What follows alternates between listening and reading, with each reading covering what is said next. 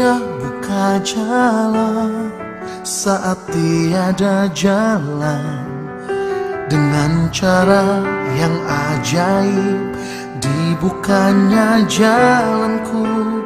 Dia menuntunku dan memeluk diriku, dengan kasih dan kuasanya Dia buka jalan, Dia buka jalan. Dia buka jalan saat tiada jalan, dengan cara yang ajaib dibukanya jalanku. Dia menuntunku dan memeluk diriku, dengan kasih dan kuasanya Dia buka jalan, Dia buka jalan. Di belantara Dia tetap menuntunku, sungai di gurun ku temui, langit bumi kan lenyap, tapi firman-Nya tetap. Saat ini Dia buka jalan, Tuhan pasti berjalan. Dia buka jalan saat tiada jalan, dengan cara yang ajaib dibukanya jalanku.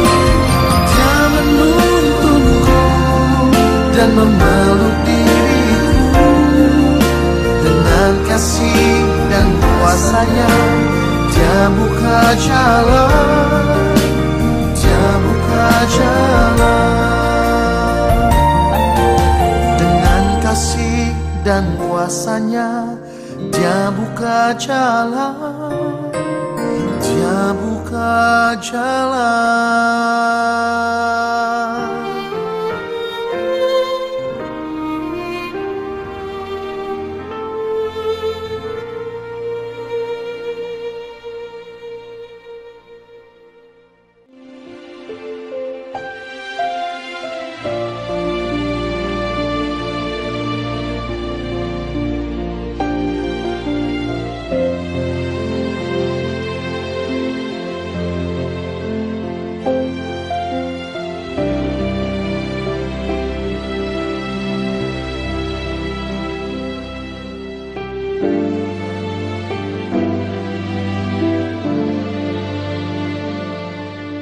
Engkau ada bersamaku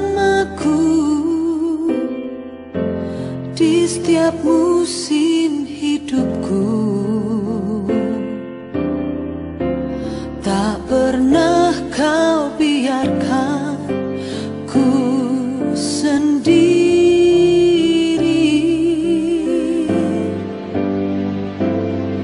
Kekuatan di jiwaku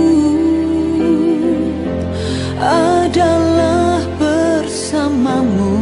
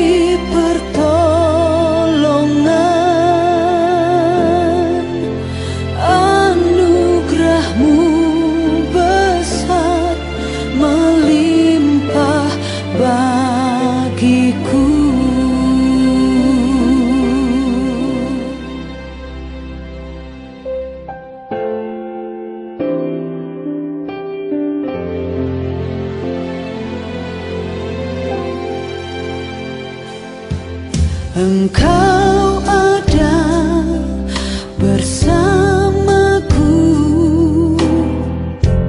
di setiap musim hidupku. Tak pernah kau biarkan ku sendiri.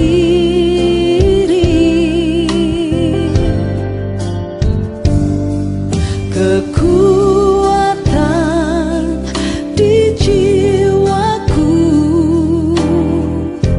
adalah bersamamu. Tak pernah ku ragukan kasih-Mu.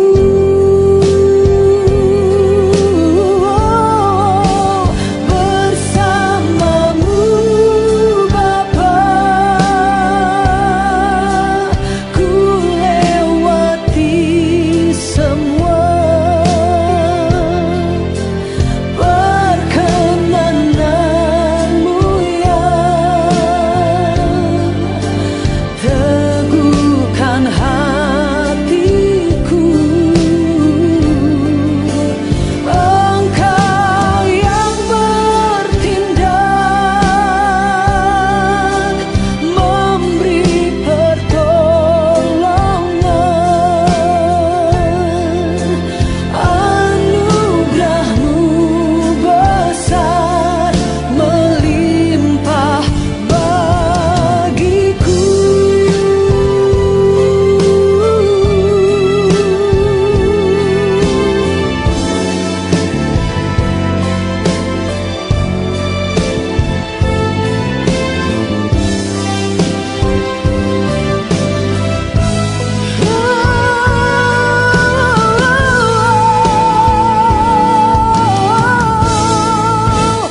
Bersamamu Bapa, ku lewati semua.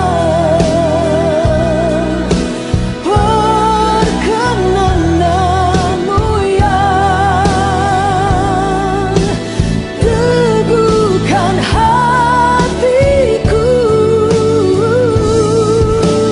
Engkau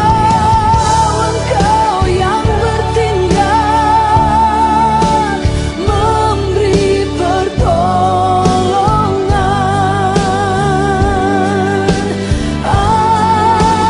Anugerah-Mu besar,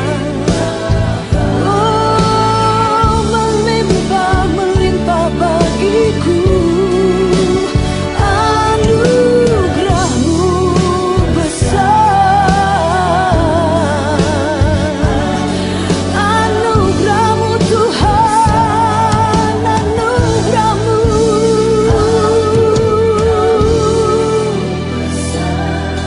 melimpah bagiku. Shalom saudara-saudara yang dikasihi dalam Tuhan Yesus Kristus. Kembali kita akan belajar bersama bagian firman Tuhan untuk pembahasan Sign Bible Study kita. Dan kita ada di dalam kitab Ayub. Kita membahas kitab Ayub pasal yang ke-37. Dan di sini kita akan melihat ini adalah perkataan lanjutan dari Elihu. Dan ini adalah bagian terakhir dari perkataannya. Dan di sini dia masih berbicara mengenai kemahakuasaan dan kedahsyatan Allah. Dan dia sepertinya di sini menjelaskan atau berusaha untuk menjelaskan hal ini kepada Ayub. Karena itu sebelum kita melihat merenungkan firman Tuhan lebih jauh, mari kita berdoa. Bapa di dalam kerajaan surga, kami bersyukur untuk penyertaan dan kasih-Mu. Kami akan belajar kebenaran firman Tuhan. Bantu sertai kami, berikan hikmat, kekuatan, penyertaan dan perlindungan Allah ada bersama-sama dengan kami. Firman-Nya akan kami renungkan. Tuhan menolong kami untuk kami boleh hidup di dalam ketaatan. Roh Kudus berikan kami kemampuan yang dari Allah sendiri. Terima kasih Bapa, di dalam nama Tuhan Yesus kami berdoa. Amin. Saudara, kita akan melihat dari kitab Ayub pasal yang ke-37 ini. Seperti tadi saya katakan bahwa ini adalah lanjutan dari perkataan Elihu. Dan ini adalah bagian terakhir dari perkataannya. Di sini dia masih berbicara mengenai kemahakuasaan Allah, kedahsyatan Allah yang ingin dia jelaskan kepada Ayub. Kita lihat di pasal yang ke-37 ini mulai dari ayat yang pertama hingga ayat yang kelima terlebih dahulu. Sungguh oleh karena itu hatiku berdebar-debar dan melonjak dari tempatnya. Dengarlah gegap gempita suaranya, guru yang keluar dari dalam mulutnya. Ia melepaskannya ke seluruh kolong langit dan juga kilat petirnya ke ujung-ujung bumi. Kemudian suaranya menderu, ia mengguntur dengan suaranya yang megah. Ia tidak menahan kilat petir bila suaranya kedengaran. Allah mengguntur dengan suaranya yang mengagumkan. Ia melakukan perbuatan-perbuatan besar yang tidak tercapai oleh pengetahuan kita. Nah, Elihu merasa bahwa Ayub perlu lagi untuk lebih melihat mengenai kebesaran Allah dan mengakui akan hal itu. Ini memang adalah satu nasihat yang baik, yang bagus. Tetapi kembali, konteks pergumulan Ayub pada saat ini, nampaknya hal yang disampaikan Elihu ini tidak begitu mengena secara penerapan terhadap apa yang sedang Ayub alami, krisis dan pergumulannya. Nah, penggambaran ini mirip dengan apa yang Daud tuliskan di dalam Mazmur 29 mengenai kebesaran Allah, kedahsyatan Allah, keagungan Allah yang luar biasa. Saya mengutip dari Adam Clark, dia mengatakan bahwa juga tidak ada suara di alam yang lebih menggambarkan atau lebih menunjukkan keagungan Allah daripada suara guntur. Kita mendengar angin sepoi-sepoi dalam gemerisiknya, hujan dalam derainya, hujan es dalam deraknya, angin dalam lolongannya yang hampa, air terjun dalam curahannya, banteng dalam raungannya, singa dalam aumannya. Tetapi kita mendengar Allah yang maha kuasa, yang maha hadir dalam gemuruh guntur yang terus menerus. Suara ini dan hanya suara ini menunjukkan keagungan Allah. Kembali di ayat yang kelima, saudara, dia mengatakan bahwa ia melakukan perbuatan-perbuatan besar yang tidak tercapai oleh pengetahuan kita. Dalam hal ini perkataan Elihu benar, bahwa sebagai manusia dalam berbagai keterbatasan kita tidak bisa sepenuhnya memahami dan mengetahui pikiran Allah dan bagaimana Allah bekerja. Terkadang ada hal yang begitu sukar untuk kita pahami dan Allah bekerja dalam misterinya. Yang perlu kita lakukan adalah beriman kepada Allah dengan sungguh, percaya kepada kasih-Nya dan bergantung kepada anugerah-Nya. Bandingkan apa yang Nabi Yesaya tulis di dalam Yesaya 55 ayat 8 dan 9. Di sini Allah menunjukkan atau menyampaikan, mengilhamkan Yesaya untuk menulis bahwa sebab rancanganku bukanlah rancanganmu dan jalanmu bukanlah jalanku, demikianlah firman Tuhan. Seperti tingginya langit dari bumi, demikianlah tingginya jalanku dari jalanmu dan rancanganku dari rancanganmu. Tuhan tidak berpikir seperti cara kita berpikir. Kita mendapat banyak masalah ketika kita berharap bahwa Allah berpikir seperti kita. Memang karena kita diciptakan menurut gambar Allah, maka kita memiliki nuansa akan hikmat dan moral dari Allah. Tetapi kita tidak dapat sepenuhnya memahami pemikiran Allah. Demikian juga bahwa Tuhan tidak bertindak seperti yang kita lakukan atau seperti yang kita jalani. Dia melakukan segala sesuatu dengan caranya, dan caranya seringkali bukan cara kita. Kita mendapat banyak masalah ketika kita berharap bahwa Tuhan akan bertindak seperti yang kita pikirkan. Hal yang luar biasa ialah bahwa di dalam Yesus Kristus, surga telah turun ke bumi dan kita dapat mengubah pikiran dan cara kita menjadi lebih seperti Kristus, meneladani Dia. Inilah artinya menjadi serupa dengan gambar anaknya. Paulus menulis ini di dalam Roma pasal 8 ayat yang ke-29. Jarak tidak akan pernah tertutup. Tuhan akan selalu menjadi Tuhan dan kita akan selalu menjadi manusia. Tetapi pada waktunya kita akan bersekutu dengan Allah dalam kemuliaannya, mengagumi keagungannya, dan diberkati di dalam hadiratnya. Perbedaan dan jarak antara Allah dan manusia dinyatakan di sini bukan untuk mematahkan semangat dan keinginan kita untuk mengenal dan mencari Allah, tetapi untuk membuat kita tetap rendah hati saat kita mencari kehendaknya, menyadari bahwa Allah adalah Allah yang berkuasa. Lalu saudara, di ayat yang ke-6 hingga ayat yang ke-13. Karena kepala salju ia berfirman, jatuhlah ke bumi, dan kepada hujan lebat dan hujan deras jadilah deras. Tangan setiap manusia diikatnya dengan dibubuhi materai, agar semua orang mengetahui perbuatannya. Maka binatang liar masuk ke dalam tempat persembunyiannya dan tinggal dalam sarangnya. Taufan keluar dari dalam perbendaharaan dan hawa dingin dari sebelah utara. Oleh nafas Allah terjadilah es dan permukaan air yang luas membeku. Awan pun dimutinya dengan air dan awan memancarkan kilatnya. Lalu kilatnya menyambar-nyambar ke seluruh penjuru menurut pimpinannya untuk melakukan di permukaan bumi segala yang diperintahkannya. Ia membuatnya mencapai tujuannya, baik untuk menjadi penting bagi isi buminya maupun untuk menyatakan kasih setia. Elihu sebelumnya berbicara tentang suara Tuhan yang seperti guntur yang menderu. Sekarang dia menggambarkan suara Tuhan lebih seperti Allah memberitakan salju dan hujan yang lebat. Napasnya membuat es dan membekukan perairan yang luas. Jadi gambarannya nampaknya di sini suatu hal yang Elihu semakin tekankan di sini. Nah, kembali saudara di ayat yang ke-6 dan ayat yang ke-7. Karena kepada salju ia berfirman, jatuhlah ke bumi, dan kepada hujan lebat dan hujan deras, jadilah deras. Tangan setiap manusia diikatnya dengan dibubuhi materai, agar semua orang mengetahui perbuatannya. Bahwa gagasannya adalah bahwa ketika Tuhan mengirimkan hujan yang deras dan salju, petani tidak dapat melakukan pekerjaannya. Tangannya dimateraikan dari upaya lebih lanjut. Dan pada waktu berhenti dari pekerjaan ini membuat manusia merenungkan pekerjaan Tuhan. Artinya bahwa Allah mau melihat manusia dan manusia merenungkan pekerjaan Tuhan yang besar itu. Terkadang dengan berbagai kesibukan, dengan berbagai pekerjaan, aktivitas yang kita lakukan, kita tidak memiliki waktu untuk merenungkan keagungan dan kebesaran Allah kita. Dan kadang dengan semua pencapaian kita, kita merasa bahwa semua itu adalah hasil dari upaya kita sendiri. Sehingga Tuhan mau untuk kita memandang kepada Dia. Inti dari perkataan Elihu di sini adalah bahwa Allah lah yang mengatur alam semesta ini, termasuk hidup dan penghidupan kita.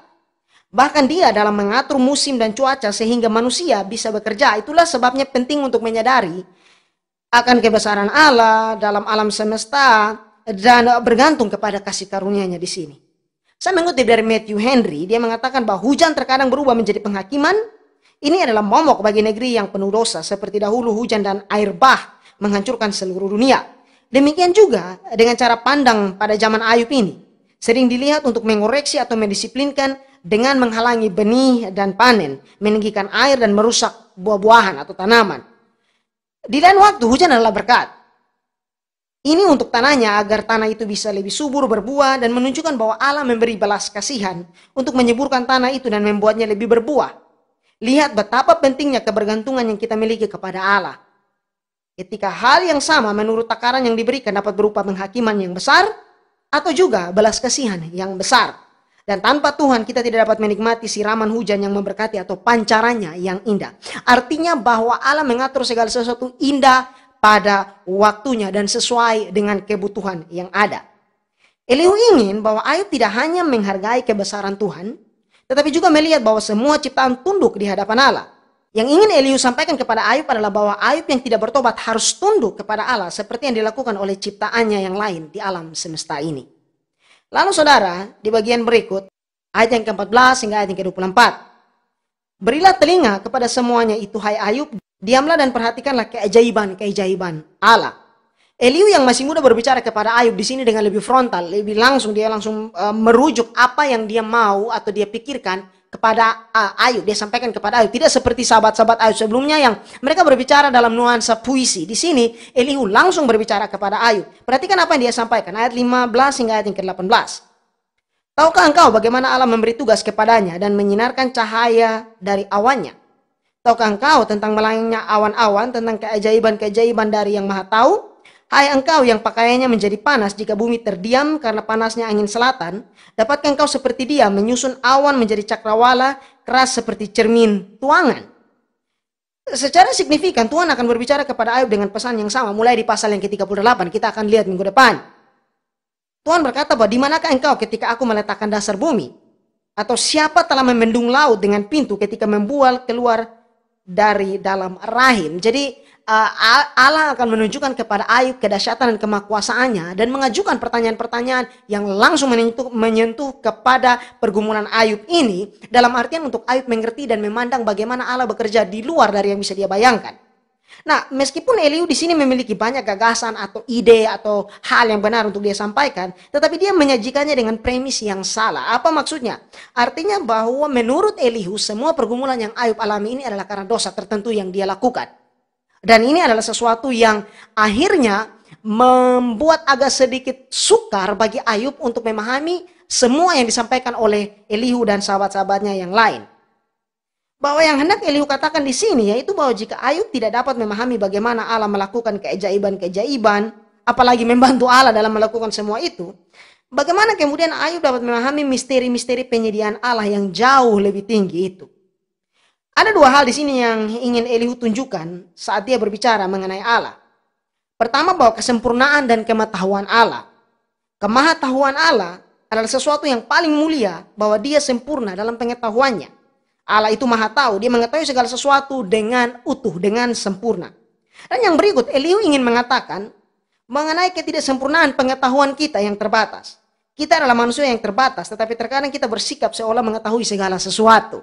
Dan ini adalah hal yang dalam pandangan Elihu, bahwa Ayub teledor dalam hal ini dengan merasa bahwa dia lebih tahu akan pergumulannya daripada Allah. Lalu saudara, di ayat yang ke-19 hingga ayat yang ke-24. Beritahukanlah kepada kami apa yang harus kami katakan kepadanya. Tidak ada yang dapat kami paparkan oleh karena kegelapan. Apakah akan diberitahukan kepadanya bahwa aku akan bicara? Pernahkah orang berkata bahwa ia ingin dibinasakan? Seketika terang tidak terlihat karena digelapkan mendung. Lalu angin berhembus, maka bersilah cuaca. Dari sebelah utara muncul sinar keemasan. Allah diliputi oleh keagungan yang dahsyat, yang maha kuasa, yang tidak dapat kita pahami. Besar kekuasaan dan keadilannya. Walaupun kaya akan kebenaran, ia tidak menindasnya. Itulah sebabnya ia ditakuti orang. Setiap orang yang menganggap dirinya mempunyai hikmat tidak dihiraukannya. Di sini Elihu menghadapi apa yang dia yakini sebagai kesombongan Ayub, yang menurutnya bahwa Ayub merasa bahwa Ayub layak mendapatkan pembenaran di hadapan Allah. Elihu sepertinya hendak mengatakan bahwa Ayub, jika engkau bersikeras bahwa Tuhan harus menjawab manusia, maka beritahukanlah kepada kami apa yang harus kami katakan kepadanya. Jadi Elihu seperti menantang Ayub apa yang harus dia sampaikan. Elihu menutup perkataannya ini dengan beberapa kesimpulan mengenai Allah. Pertama, Allah adalah Allah yang maha tahu. Dan dalam kematahuannya, dia menunjukkan hikmatnya, dan kematahuan Allah itu adalah kematahuan yang sempurna. Yang berikut, bahwa manusia terbatas dalam memahami bagaimana Allah menjalankan alam semesta ini dengan prinsip-prinsip keadilan yang sangat dalam untuk bisa kita selami. Dan yang berikut, bahwa Allah adalah Allah yang berdaulat, dan dalam kedaulatannya Allah melakukan apa yang ia pandang baik. Dan yang terakhir, Allah adalah Allah yang adil dan penuh hikmat, dan hikmatnya tidak terselami, begitu luas. Dalam semua keagungan ini, pesan Injil memberikan kabar sukacita kepada kita, bahwa Allah menyatakan dirinya kepada kita dan membuat kita bisa mengenal Dia dan memiliki hubungan yang pribadi dengan Dia lewat karya penebusan Tuhan Yesus Kristus. Penerapan yang bisa kita tarik bahwa kita perlu mengakui dan bersyukur akan kebesaran dan kebaikan Allah dan berjalan di dalam sikap takut akan Tuhan yang didasarkan pada kasih kita kepada Dia. Kita berdoa. Bapa di dalam kerajaan surga, kami bersyukur untuk penyertaan dan kasih-Mu. Kami berdoa untuk firman yang sudah kami renungkan. Walaupun singkat Tuhan, kami berdoa untuk Engkau menguatkan hati dan pikiran kami, untuk kami boleh berjalan di dalam ketaatan. Kami berdoa Tuhan menyertai, melindungi, memberkati kami, terutama dengan pandemi yang masih terjadi, dengan masa-masa sukar yang terjadi pada saat ini. Kami berdoa, kami mohon perlindungan dan belas kasih Tuhan atas kehidupan kami. Tuntun pimpin sertai kami oleh kuat kuasa Roh-Mu. Yang sakit Tuhan sembuhkan, yang lemah Tuhan kuatkan, yang berbeban berat Tuhan topang. Sertai berkati kami, biarlah kami boleh hidup menjadi anak-anak terang yang mempermuliakan nama Tuhan. Dan di dalam nama Tuhan Yesus kami berdoa dan bersyukur. Amin.